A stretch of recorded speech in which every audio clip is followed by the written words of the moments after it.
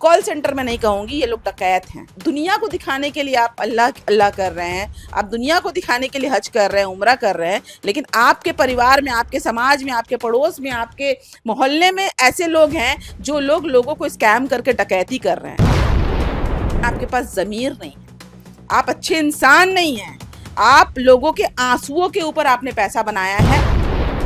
अगर ये लोगों को 5 साल 10 साल जेल होता ना, तो मुझे लगता है कि और आने वाली पीढ़ी को हिम्मत नहीं होता कि वो लोग ये सारी चीज़ें करें। लेकिन हिम्मत यहीं से आ रही है क्योंकि पुलिस जो है वो घूस लेकर छोड़ दे रही है। कोलकाता के कई इलाकों में इल्लीगल कॉल सेंटर्स का जाल लगातार फैलता जा रहा है।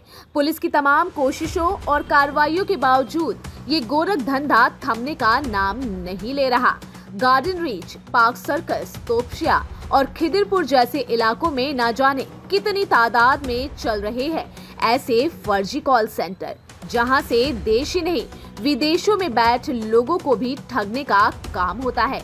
चौंकाने वाली बात यह है कि ज्यादातर कॉल सेंटर मुस्लिम बहुल इलाकों में ही पाए गए हैं और इस धंधे में फंसे लोग भी मुस्लिम समुदाय से ही ताल्लुक रखते हैं।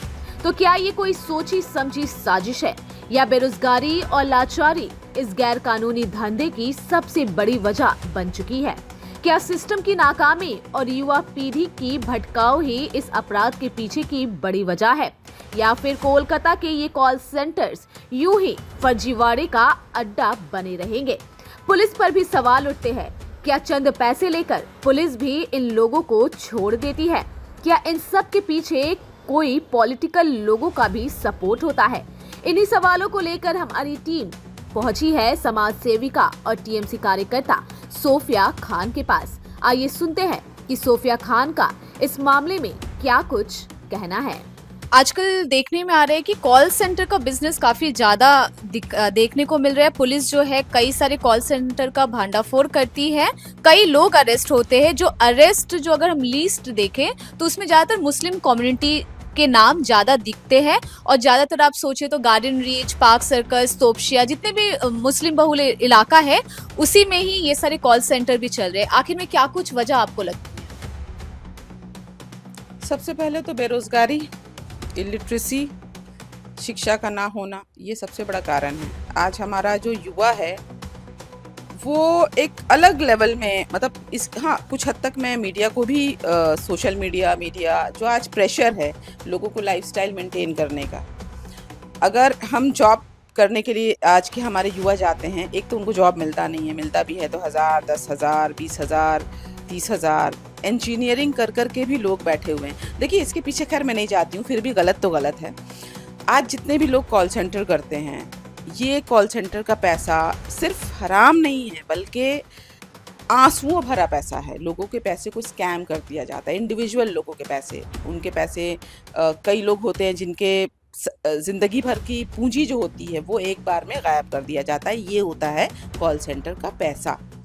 दूसरी बात ये आती है कि ये कॉल सेंटर हमारे समाज में नॉर्मली घूम रहे हैं। इनफैक्ट मैंने ये भी देखा है कि जिन कॉल सेंटर वालों के पास पैसा है वो ये नहीं देखते कि वो कॉल सेंटर का पैसा है या वो इलीगल पैसा उनके पास है, उनको आदर भी उसी लेवल से किया जाता है, शायद इसलिए कि उनके पास पैसा है। उनको पैसे वाले के जैसा देखा जाता है। तीसरी बात मैं ये कहना चाहूँगी कि सबसे बड़ी अफसोस की बात है कि ये लोग, जैसे पुराने ज़माने में डकैत होते थे, डाकू, हम सुनते थे ना कि मूंछों वाला डाकू आएगा, लूट के चला जाएगा, तो ये कॉल सेंटर वाले एक्चुअली में डाकू हैं, डकैत हैं। आज ये ऑनलाइन स्कैमिंग मतलब चोरी, ऑनलाइन स्कैमिंग मतलब डकैती। तो ये पहले डकैत जो है वो बंदूक लेकर, जैसे हम वो शोले मूवी में होता था ना गब्बर सिंह, वो गब्बर सिंह वाला डकैत जो है आज हमारे समाज में एक नहीं दो नहीं, पहले गब्बर सिंह एक हुआ करता था। आज ये गब्बर सिंह जैसा जो डकैत है वो हमारे समाज में उठते हैं, बैठते हैं, शादियों में आते हैं, शादियों में बुलाते हैं, कुर्बानी करते हैं, हज करते हैं। ये सबसे बड़ा ब्लंडर है समाज का। हमारे समाज में ऐसे लोगों को आदर दिया जाता है और सबसे बड़ी बात है कि पुलिस इनको अगर पकड़ती भी है, न्यूज़ अगर बनता भी है, तो आई डोंट नो हाउ, मुझे लगता है कि मैं अगर गलत नहीं हूँ तो शायद ये लोग घूस देकर, ब्राइबरी करके ये लोग छूट जाते हैं। आज से 5 साल पहले अगर 10 लोग कॉल सेंटर में थे तो मैं दावे के साथ कह सकती हूँ आज 1000 लोग कॉल सेंटर के इस धंधे में हैं। इससे क्या समझ में आता है? एक को देखकर दूसरा सीख रहा है। अगर हम उसी एक को कल रोक दिए होते, पूरी तरीके से ख़त्म कर दिए होते, इधर बाई पुलिस या सामाजिक तौर पर अगर हमने उसका बहिष्कार किया होता, सामाजिक तौर पर अगर हमने उनको बाइकॉट किया होता, तो मुझे लगता है कि ये 10 से 1000 तक या उससे भी ज़्यादा तक ये जो नौबत है वो नहीं आता। तो मैं अभी भी यही कहूँगी कि जो लोग कॉल सेंटर करते हैं, अगर मैं या आप या कोई भी आम इंसान अगर जानता है कि वो कॉल सेंटर करते हैं, आप पुलिस को इत्तला कीजिए, आप उनको सोशली बाइकआउट कीजिए, आप उनके घर के कुर्बानी के गोश्त को मत खाइए, आप उनकी दावत को कबूल मत कीजिए। आप उनको हर तरीके से ये दिखाइए कि आज इस स्कैम के पैसे से आपके पास हो सकता है कि ऑडी गाड़ी हो, मर्सिडीज़ हो, पोर्शे हो, आपके पास लैम्बोर्गिनी हो, फरारी हो, लेकिन आपके पास ज़मीर नहीं है, आप अच्छे इंसान नहीं हैं। आप लोगों के आंसुओं के ऊपर आपने पैसा बनाया है और वो तो गुनहगार है ही, लेकिन उसके साथ अगर उस पैसे को उसका दोस्त, उसके परिवार, सबसे बड़ी बात मुझे ताज्जुब ये लगती है कि उसके परिवार वाले भी दाढ़ी टोपी में हैं, महिलाएं हिजाब में हैं, शायद बहुत ज़्यादा नमाज के पाबंद भी हैं, फिर भी वो लोग अपने बच्चों को रोकते नहीं हैं, फिर भी नहीं रोकते। इससे क्या साबित होता है कि आप दुनिया को दिखाने के लिए आप अल्लाह अल्लाह कर रहे हैं, आप दुनिया को दिखाने के लिए हज कर रहे हैं, उम्रा कर रहे हैं, लेकिन आपके परिवार में, आपके समाज में, आपके पड़ोस में, आपके मोहल्ले में ऐसे लोग हैं जो लोग लोगों को स्कैम करके डकैती कर रहे हैं। कॉल सेंटर में नहीं कहूँगी, ये लोग डकैत हैं। तो ऐसे डकैतों को मुझे लगता है सोशली आप जब तक नहीं गिराइएगा तब तक ये लोग नहीं रुकने वाले, क्योंकि अभी के ज़माने में ये लोग इतना पैसा कमाते हैं, करोड़ों करोड़, मैंने तो सुना है, मेरा तो दिमाग घूम जाता है, करोड़ों करोड़ रुपए इनके पास है, 1000 करोड़ रुपए भाई आ जा रहे हैं कहाँ से। अब उसमें से अगर 10 करोड़ भी पुलिस को दे दिया तो जाहिर सी बात है, या किसी भी प्रशासन को दे दिया तो इनकी ये छूट जाएंगे, फिर वो वही काम करेंगे। फिर इनको देख के मुसलमानों में ये सारी चीज़ें हो रही हैं, तो ये एक बहुत बड़ा काला एक अंधेरा नज़र आ रहा है मुझे कौम के लिए, क्योंकि कहीं ना कहीं कौम को शिक्षा की ज़रूरत थी। शिक्षा सिर्फ ये नहीं है कि हम किताबी या स्कूली शिक्षा तो शायद मुझे लगता है आजकल हर किसी को मिल जाता है। शिक्षा होता है मॉरल, जिसको बोलते हैं ना हम, वैल्यूज़, जिसको बोलते हैं एथिक्स का एक जो अपने अंदरूनी एक जागरूकता की जो पढ़ाई होती है, वो माँ बाप से शुरू होती है, घरों से शुरू होती है, या किसी स्कूल में नहीं सिखाया जाता। अगर आप अपने बच्चे को नमाज़ पढ़ना सिखाते हैं तो इसलिए मत सिखाइए कि वो समाज में दिखाएगा कि मैं नमाजी हूँ ताकि लोग उसे अच्छे तरीके से देखें। आप अपने बच्चे को सबसे पहले अच्छा अखलाक दीजिए।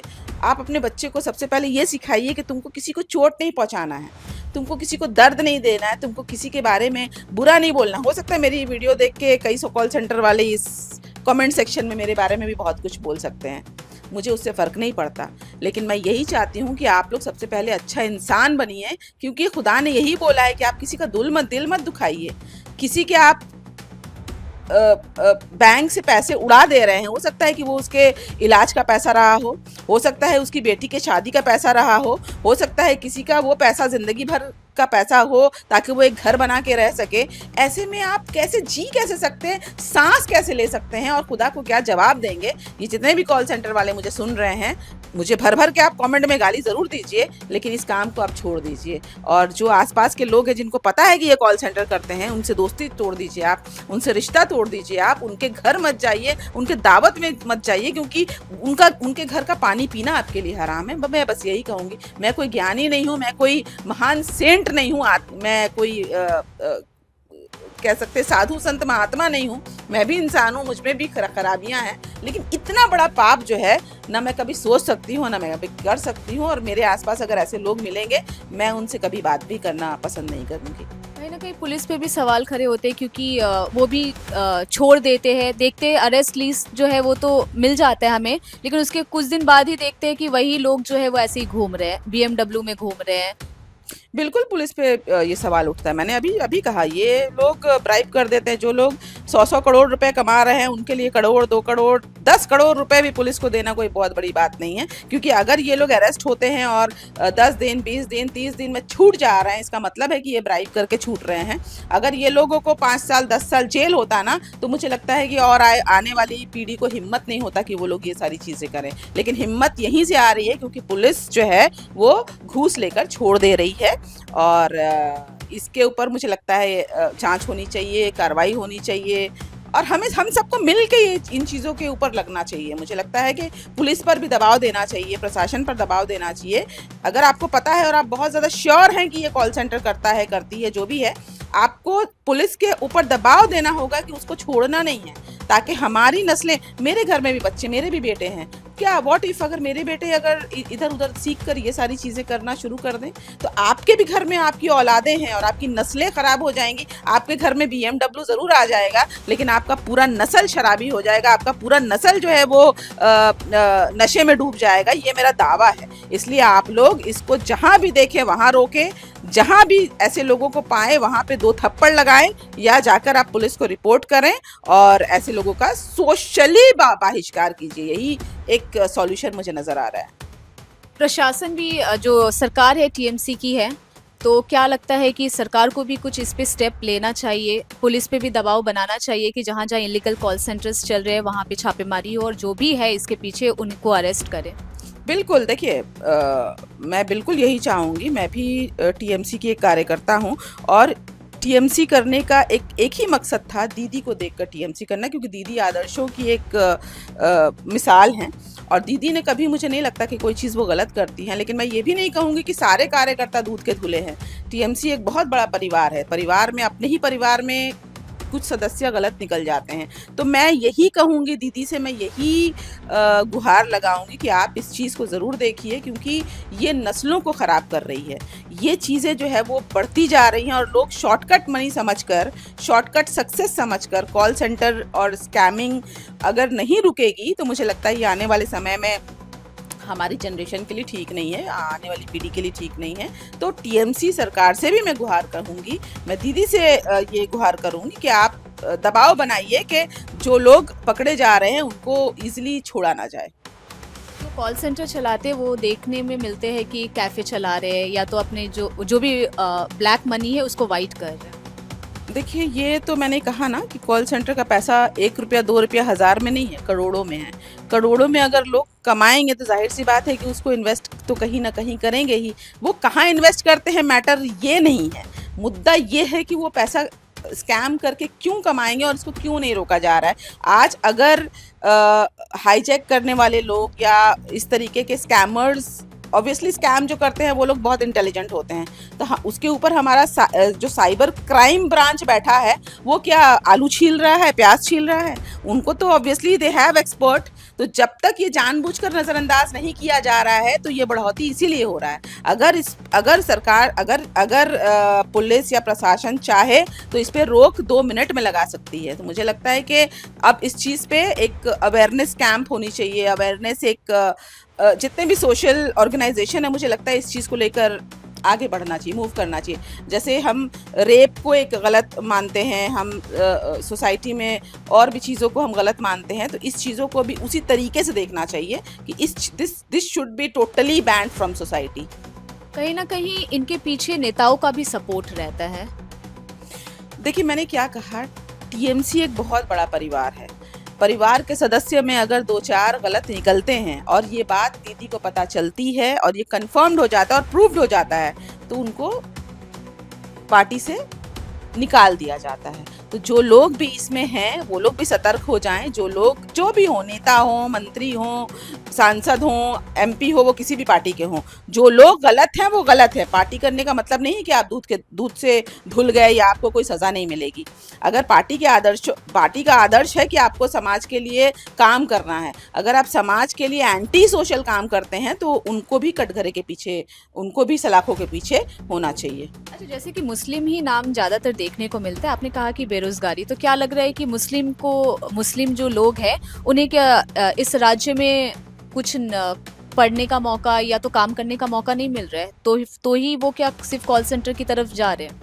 देखिए, अभी तो दीदी की सरकार को आए हुए सिर्फ 2011 के बाद काफ़ी चेंजेस आया है, काफ़ी कुछ आया है। लोग देखिए, ये साइकिल है, ये बहुत दिनों से ये जो चीज़ें मेंटल जो माइंड में फिट हो गई हैं मुसलमानों के, ये चीज़ों को निकालने में बहुत समय लगेगा। मुझे लगता है इसमें मौलाना और मुफ्तियों को भी सामने आना चाहिए। सिर्फ ये कहना कि नमाज़ पढ़िए, रोज़े रखिए, ये तो सबको पता है, सदियों से पता है।